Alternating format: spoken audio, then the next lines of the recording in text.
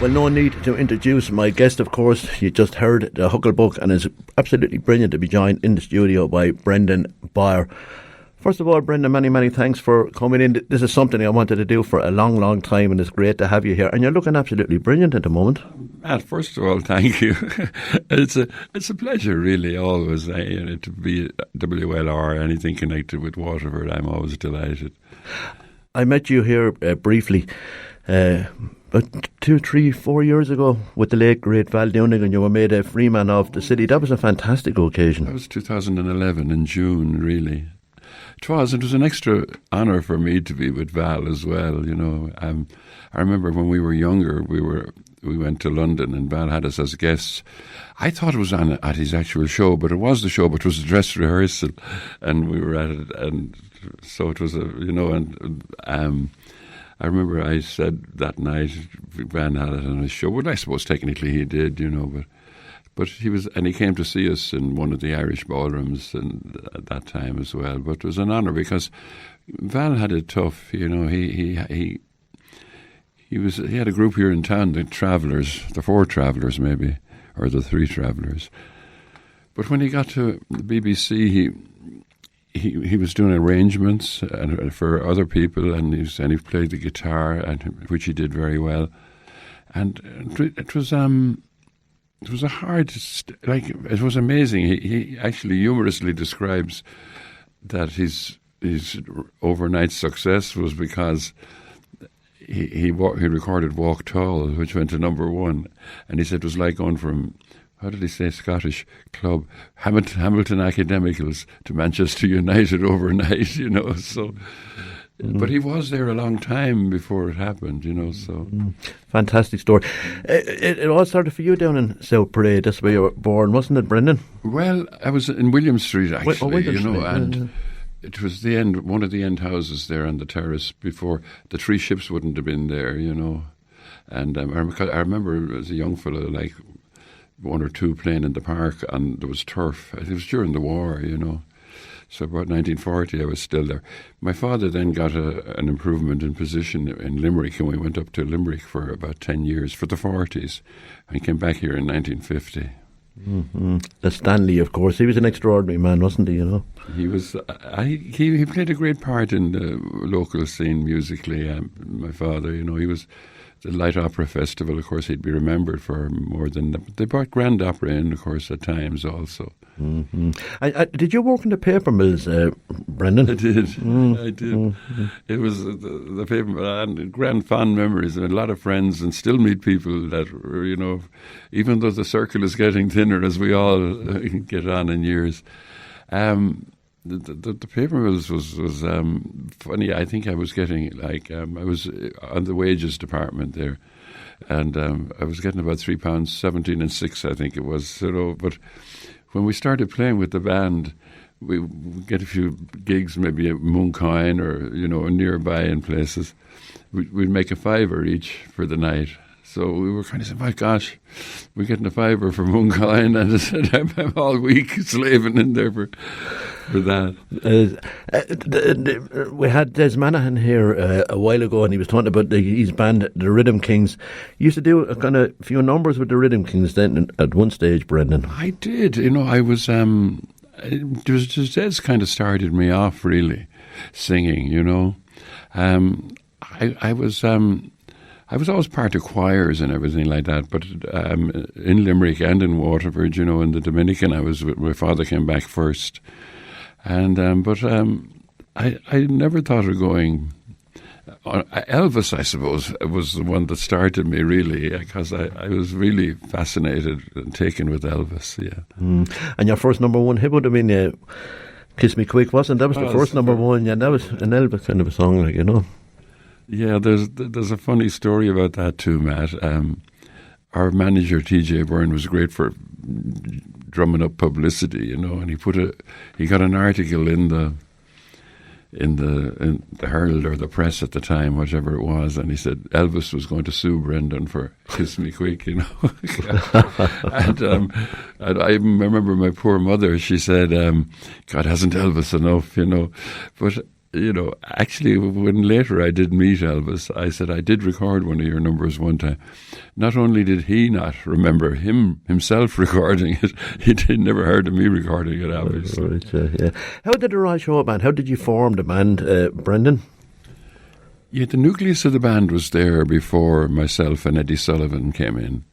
The Harry Boland, he had the boys, and the Fardy brothers on accordions, and so you had John, you had Michael, Jim, Tom, and Charlie were there, and but my father had actually started me learning the trombone for the youth orchestra, and he said there's going to be a shortage of brass players.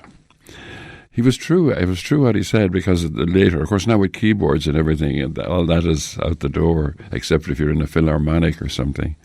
But so I had the trombone and I was learning it. He taught me for a while, but then he sent me up to James Smith of the Barrack Street Band. He was the leader, and he was teaching me when Michael Coppinger came along to me and said, Harry is gone, he's gone. He was with Snow Cream or somebody, and he went away out of the city. And he said, would you come in on the trombone? So I was delighted. I think the very fact that I possessed a trombone, because I was even going in on the ground floor, I was learning as I went along. But and the Fardy brothers then, I suppose they must have left as well at that time. We got Eddie from the St. Patrick's Band. He was the trumpet player, well, I should say they at that time got it. And of course, Jerry Cullen was from Ferrybank, which most of them were. And Jerry was already an accomplished piano man. Mm. The success of the Roy Shaw Band was just extraordinary, wasn't it, Brendan? You must look back at it with so much fond memories even today. Yeah, it was kind of an overnight success thing, Matt. I've never seen anything like it. Well, today overnight success would be quicker with the media and the email and everything. I look at Crystal Swing on television, overnight success, But we were as close to overnight success as you could get at that time. It was amazing. The manager again was T.J. Byrne from Carlow, he was a traveller for Cots of Kilcock for musical instrument, and he sold Jim a guitar, Jim Conlon, and Jim asked him to come up we were in the Arundel that night. And he was delighted with the band. Then he got estates in Dungarvan, Carlow, Wexford, Clonmel. We were really branching out from Monkine and Ashgrove, and Slieve Rue, by the way, and Mullindavat. But so that was it. And then eventually he got us into Cork and Dublin. He had a great angle for publicity, and so when we got into these places, they were full to meet us, My guest this week is the iconic Brendan Bowyer. The Hucklebuck, this is the one that really catapulted you and the band into a different stratosphere completely. And to this day, the song, it's still a party, isn't it? Cracker, it's amazing. Just a quick reference before we get back to that, to Bless You, which wasn't a good record at all, but it was the B-side of that, really, because it was very big on the jukeboxes. I think that's what made it number one, California Sun. And nearly what happened again with the Hucklebuck was to be the B-side. But yeah, the Hucklebuck is just, it's a 3-chord song, but it's iconic at this stage. It's we're known by it, and that's the kids today know the Hucklebuck if they don't know me. But where did the song originate from, Brendan? It was first done as an instrumental in Cleveland at a rock and roll. Rock and roll was relatively new. That was the early 60s. The Hucklebuck itself was more late 50s. And then words were put to it. Sinatra put words to it, and Otis Redding and a few other people. And but we thought it was a good dance number, and we brought it into the program just to have it there. And so we were lucky. We had it down pat by the time we had half an hour left in a recording session, and we just banged it in. And the spontaneity, as I said earlier. And you never had any idea it was going to become such an iconic song. And even then, we said we went with "I Ran All the Way Home" as the A side. But Wally Ridley, he was the engineer and the A&R manager, as they called them then. He said, "There's your A side." He said, "For gosh sake," he said, "that's a great number." He said. So we said, no, but we've worked hard on this other one. He said, "Maybe the reason the other one is better, you hadn't worked hard on it." He said. Don't lose your Huckerbuck shoes then again. And that was sort of another follow-up to it. And that was a smashing number also, Brendan, wasn't it? Okay, yeah. A young lad from Boyle, he was a dentist. He was studying he was a student for dentistry in Dublin, and he came to me with it. And he called it, that's funny, I always remember when he came in with it, he said, "We call it Son of Huckelbuck." But it was a catch thing itself. Don't lose your Huckelbuck shoes, you know. Mm-hmm. It was clever. Eventually, I suppose the breakup was going to come, and I think it came around 1971, was it? 71 Brendan? it was. Yeah. Was it difficult for all the lads to say, "Look, enough is enough"? It was kind of, you know, it was a lot of. Jim Conlon had decided to leave the band anyway. He was going to live in the United States. And this was in Las Vegas in 1971, before we came home in July. And Tom then was, even though I was quite close to Tom, but Jim and he were buddies. And he said, "Oh gosh," so he went to Bill Fuller, who was the gentleman who brought us to Las Vegas in the first place. And he said, with Jim going, he said, I don't know. He said, could you just get a country band and put it around me? And Fuller said, "No, my gosh," he said, I could see a lot of this going to happen. But he said, what you need to do, he said, is to salvage the Vegas concert, the contract. You and Brendan get together and get some new musicians, and that's what we did with the Twink.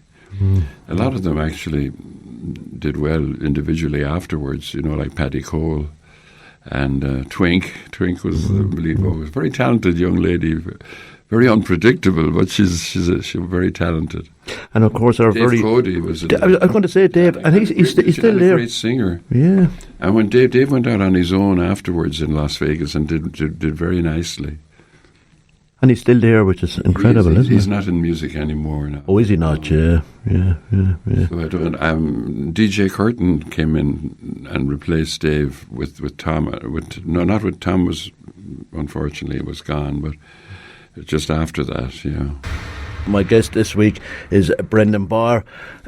Brendan, the Big Eight, that was an extraordinary odyssey also out there, wasn't it? And there was quite a number of members, as you alluded to in part one. Yeah, the Big Eight, had a lot of celebrities in their own right that came into the Big Eight. Paddy Cole and Twink would be kind of probably best known, but Waterford Dave Cody came in, a great trumpet player and also a great singer, great musician, Dave. And as a matter of fact, when that first Big Eight ceased to be, he stayed on in Las Vegas and he put his own group together and he did very well there afterwards. Mm. And a friend of mine, Noel Ryan, another musician, went out there, and we speak about Noel in a moment because he was with Tom Dunphy on that tragic 29th of July 1979. Indeed, yes, and I believe Noel, those that came on the scene, looked in far worse shape than Tom.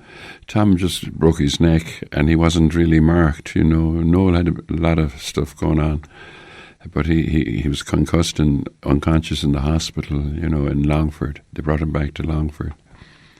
But he came out of it very well, Noel did. Mm-hmm. And by all accounts, Brendan, you could have been in the car, but you had gone to the Galway races. I was, yeah. My wife was from Galway, you know, and we were up there that day, and I was making my way with another friend of mine up to where we were playing that night, Mary from Dunlow Festival, and Tom was on his way up with Noel from Waterford, and when they got County Leitrim there, just outside Carrick-on-Shannon, they had the crash. I often say, you know, people say, well, you could have been in it, but I mean, if the whole circus sort of events would have been different. They would have collected me at home, so they wouldn't have been in the same spot on the road. You know what I'm saying? Yeah. You can never say. Really. You can never say. And it was a terrible time because 2 days after the Miami massacre, show band occurred. That's right. Technically, it was the following night, except it was into 4 a.m., so that made it another day by the date later, you know. And a lot of thought about that since, and I remember even discussing with Maura Dunphy in later years, and Maura said, well, Thomas, there was an accident, and she said, those poor boys were murdered, you know. It's an awful situation. Really. Terrible.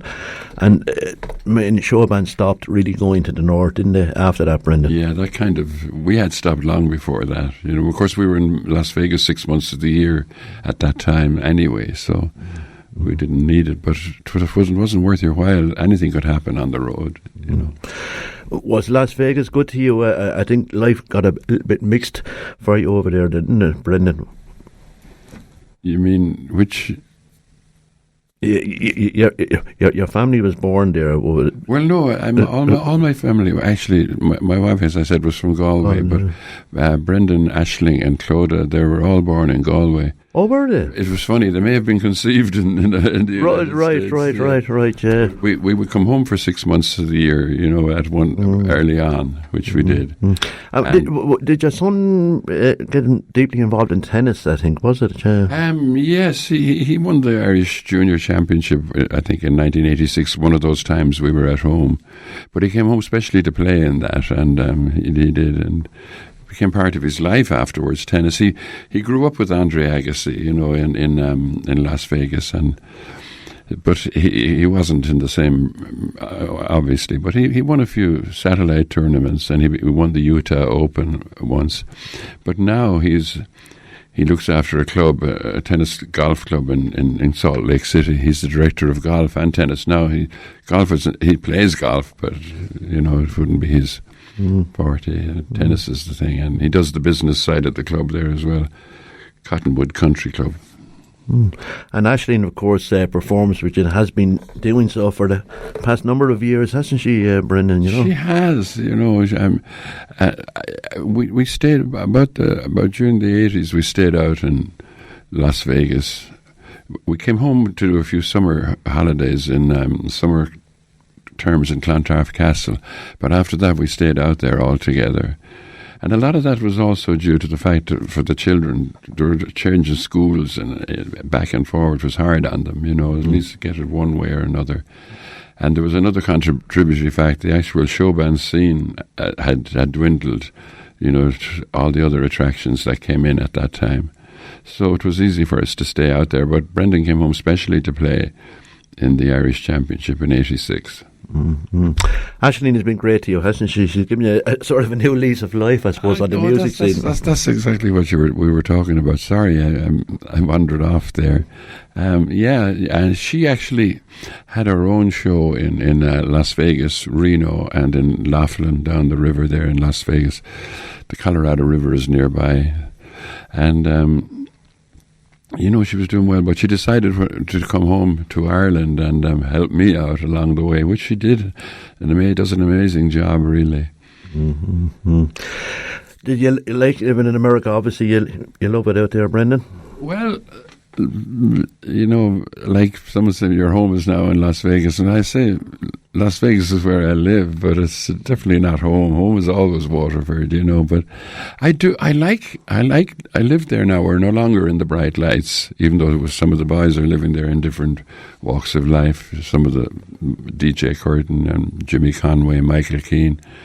But it's kind of.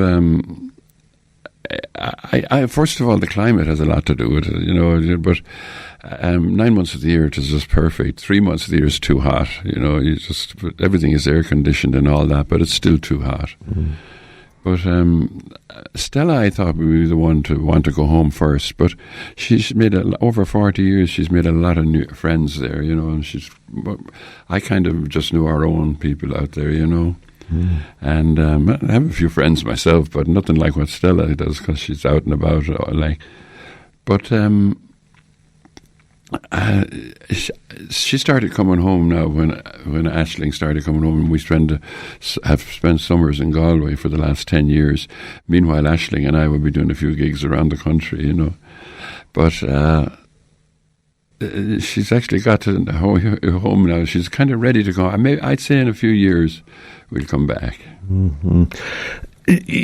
What's it like, Brendan, to be such an iconic figure? You recognised every place you go. Obviously, people want photographs and autographs and so on and so forth. All rest easy with you.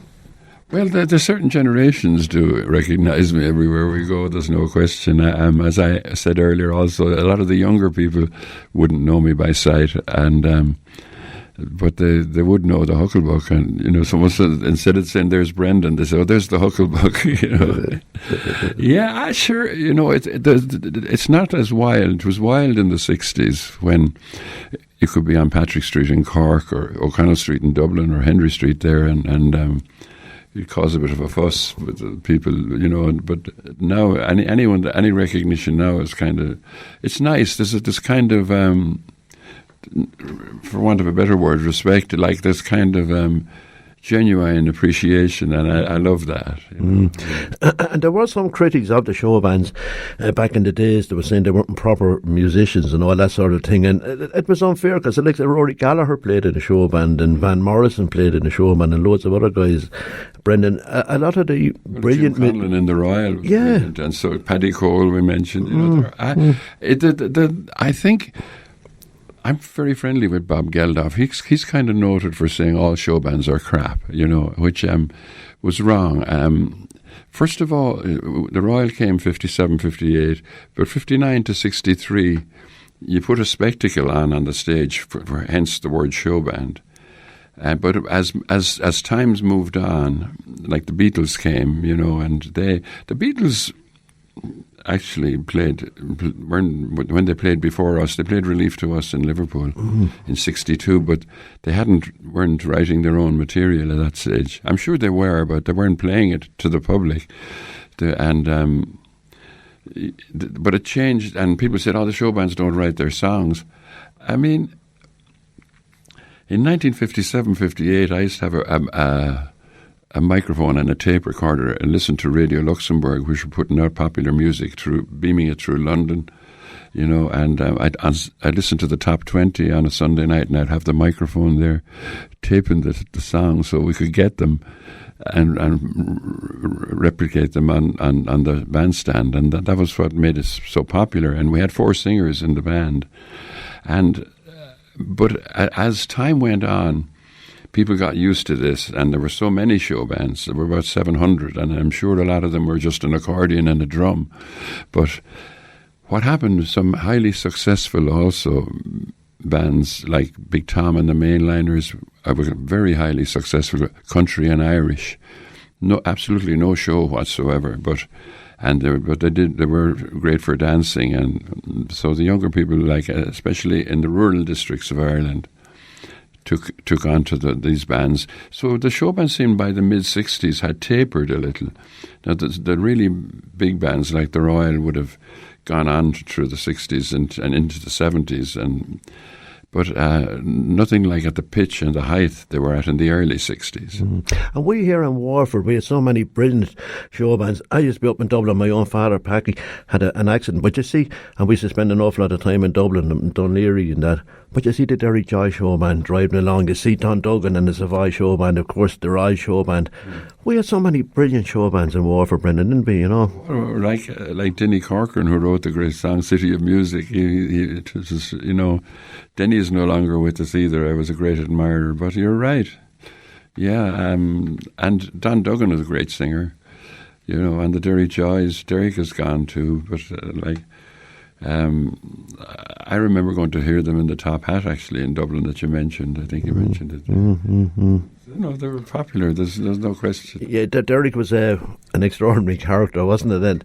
And they brought in Earl Jordan with him. Remember that? He was the first black person to actually sing, and the whole place went crazy. It's amazing, that a black was very unusual in those days. And of course, Danny Tobin, he was the drummer with Don, and sadly no longer with us. We've said goodbye to some great ones, haven't we, Brendan? Oh my gosh, The Blue Aces, I thought were probably the best of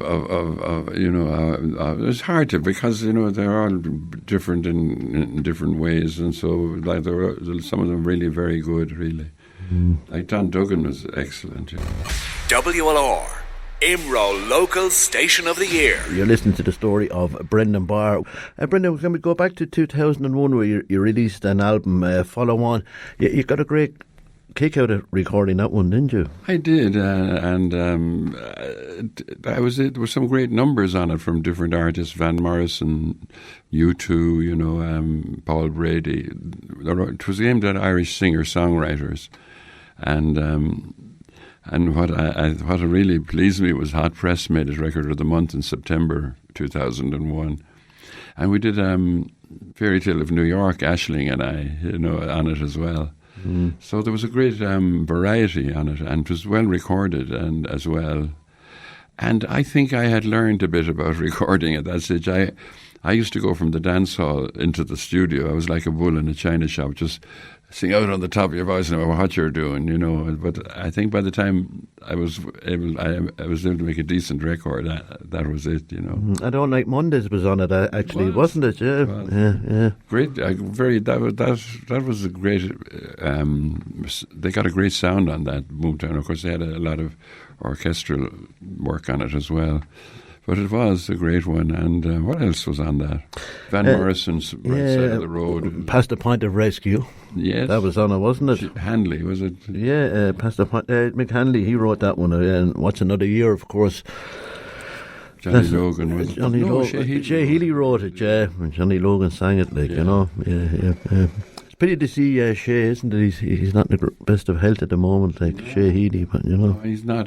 But I've seen him lately. He's up there. He's not much younger than me, really. I think he might be a bit, but not much. You still have that great determination to get on stage. Kids that have it starting off, but having the longevity that you have, Brendan, you still get an incredible kick at getting up on stage and entertaining people, don't you? Well, firstly, I'm so delighted at my age. I'll be 77 on October the 12th. I mean, to be able to get up and do a 2-hour show, have the health to do it, and what's left of the voice. Of course, I'm using it properly now. Like I said, I wasn't in the old days, and it's a blessing. But I don't know what to say. There's so many in the business gone, and so many. The only real word I can say that I'm blessed to be still able to do it. But people do come up to me and say, what the hell? They have the idea that you're a wealthy man, so they'll say, what in the name of God are you doing this for? But, I mean, some people, it's an incentive. I could be playing golf or something, but otherwise sit at home and watch television. That's not going to do it. Yeah, you need something in your life to enable you to keep going. I think a lot of the people that went out to Las Vegas didn't make an awful lot of money. I think some of them lost it or something like that. Brendan, there's some mixed stories about the Irish fellas who went out to play in Las Vegas. Yeah, well, Las Vegas, funny, it's like Dublin is more expensive to live in than Las Vegas. But if you gamble, that's another story. Now, so if you have if you're a normal citizen going to the supermarket and going to the schools and churches, which there are there, it's less expensive to live in. Is it really? It is, yes. Now, New York or San Francisco might be a different story, but Las Vegas is not expensive. It was really okay. Well, you always treated well, Brendan. There's so many stories about show bands and people in show business were ripped off from time to time from different people. Were you always treated okay with the Big Eight and with the Royal Show Band? We were. I think we were very fortunate with the Royal and the early Big Eight because we were successful for a start, which enabled a lot of other things. I mean, travelling wise, if we were playing the north of Ireland for a week, we'd leave Waterford maybe on a Tuesday, stay and book into Dundalk and work the north from there. So our travelling wasn't as bad as it might have been. I know a lot of bands were based in Dublin. They were back and forward every night. Even though Dublin wouldn't be the worst place to be, the Dixies in Cork was a long one, no matter. So you'd go away for the week, and we went away a lot for the week. Mm-hmm. Do you ever think of writing your autobiography, Brendan? Well, it was a bit premature, but Gus Smith of Raymond Smith and Gus Smith, he's a Tipperary man. He did a biography in it was about 1967, maybe 68. And he recorded a lot of the stuff that the Royal, at least, it's down there. I don't know as a book how it read, but anyway, that's another story. But I feel I would like to get a good writer and do a proper autobiography. But if you're writing a book, you need to write all the facts, so you want to be careful. Yeah, you have to open up your soul, don't you? You have to, I think, and you have to do it properly, I spoke to Eamon Dunphy, of all people, about doing it, and he was very interested, but he said he wants to work on a memoirs of his own first, and then he's going to... So hopefully it might be in the pipeline down the... So, yeah. I don't think, I can write a letter and things like that, but I don't think I'd be able to, and especially you could do it quicker now, of course, with the email. Email and so on and so forth. Have you mastered email and all that, Brendan? Gosh, I can just barely send emails and receive them. That's it. I didn't. And it took me a while, even with the mobile phone. A lot of my generation really know that. What's your favourite songs? I know Jerusalem. I don't know whether it's still in your repertoire, but you used to sing that incredibly well. It was very moving, actually. Jerusalem. Well, a lot of these things were Michael Coppinger's idea. At Christmas 1961 or 2, we should do a stand-up number, Michael said, for Christmas. Even though, looking back on that song, I think it's more Easter than Christmas, the cross and everything. But, and we featured things like that over the years. And we were a show band. The word show, was important to us in those early years. Mm. And whatever we did, and we did our apprenticeship really for Las Vegas there, and it was the Royal. We've often been written that Brendan, when he left the Royal, then went to Las Vegas with the Big Eight. It wasn't the case. It was the Royal set up the whole thing, and that followed 24 years of residencies. Anyway, that's another story in itself. But Jerusalem was Michael, and we did it as part of a show. We got a recording by Joseph Locke, who was an amazing tenor. He was an Irish tenor. I think he was from Derry, and he used to tour. He was one of the big. In another era, he was getting kind of money that maybe the top show bands were getting easily, Well, Charlie Matthews recorded a couple of solo songs in the end. Of course, Tom Dunphy didn't have a dime to Gene Pitney song. Would you have meetings about, look, would Charlie say, I want to do my number, and would Tom say, I want to do my number? Would you sort of have a meeting and gathering to talk about that, Brendan? It could, and then in certain cases not. I know Charlie with Somewhere My Love, our manager, had heard it with the Ray Conniff Singers, and he's played it for Charlie, and we better get it. Previous to that, we'd recorded everything in Abbey Road Studios in London. But Charlie went up and recorded with the RTE Light. He recorded Somewhere My Love. And then early the next day, he was reading the words, and it was number one for and the Irish Top 10 was a big deal in those days. Oh, massive, yeah. I think Jimmy McGee used to compile it, didn't he, at the start, Jimmy? Yeah. And did you play soccer for a couple of games with Limerick, I think? Oh, God. I'm just thinking off the top of my head now, Brendan, is it? I think listen, TJ Byrne was often manufactured publicity, for the Royal and everything like that. And he got the Limerick Soccer Club to sign me as a reserve goalkeeper. I was actually signed by Limerick. Right. And I said, in the name of goodness, I played on goal locally here for the Hibernians. And I played for the Factory League on goal for the Paper Mills. And did you play with Bolton as well, I think? I did. Yeah, I was only looking at a famous photograph a couple of weeks ago, and you were in it. It was taken in Bolton. I think you were playing Bohemians. Under 14 or 15 or something like that. Was, yeah. Brilliant photo, Brendan, Funny photograph, all baggy with around the gosh. Yeah. Charlie Boland was on that team too. Charlie, yeah. And Bolton and that was it. We went to Glenville or CY after that. I don't know, but whoever would have me, I wasn't a star footballer really. Wasn't too bad on goal. But And would you still stay in touch now when you're back with Charlie and any of the lads who were in the band, Brendan? I met Charlie the other night. I was to meet somebody else in the Munster, my fellow who's visiting home from the US as well. But when I walked in the door, Charlie was just there. But I do see Charlie an odd time. More Eddie Sullivan more. Eddie always kind of even comes to where we might be playing, What does he? He does, yeah. Brilliant. And of course, Michael is not all totally well, but he I used to see a lot of him, and still go and see him now, But it's kind of the Royal, my God. It's amazing to think how big they were, actually, Yeah, looking back on it yourself, you're still surprised at the success you had, aren't you, Brendan? I think it's only when you have a kind of a long discussion like we're having at the moment, you realise what you achieved. Amazing, all those big ballrooms, which are now, a lot of them are gone, the big ones. And there was a place outside Limerick called Keane Oyster Ballroom, and there was nothing there but a petrol pump and a shop. And on a Sunday night with a middle of the road, shall we say, a normal band, like not I wanted to say the top 10, they'd have 2,000 people and where they came from was they had buses out from Limerick City.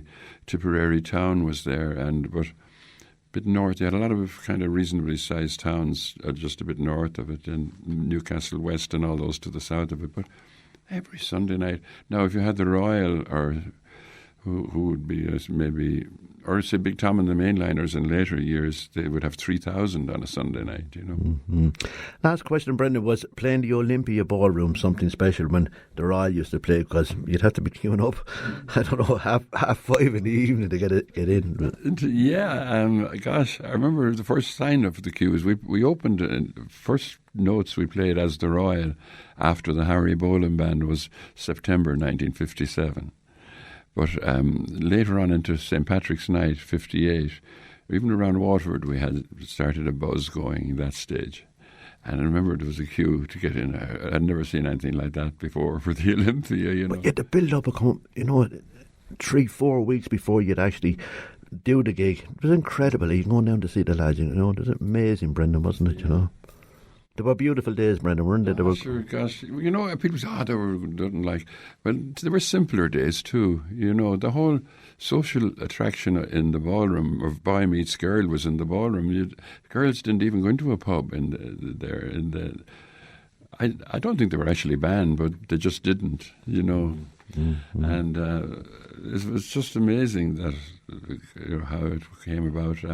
I was just thinking of a story there when we played for Bohemian Soccer Club in the Olympia one time. The reason I'm telling you this is that it was around 1959, and Waterford had won the All Ireland, and Tom Chasty, when he came in to see the Royal Show Band, and he was reported for the band.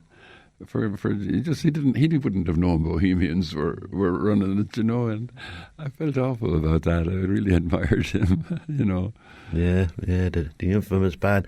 Brendan, it's been a privilege and a joy to talk to you. As I said, I've admired you for so many years. It's an absolute pleasure to have you in, and the very best of luck for the future. Okay, Matt, anytime. It's a pleasure.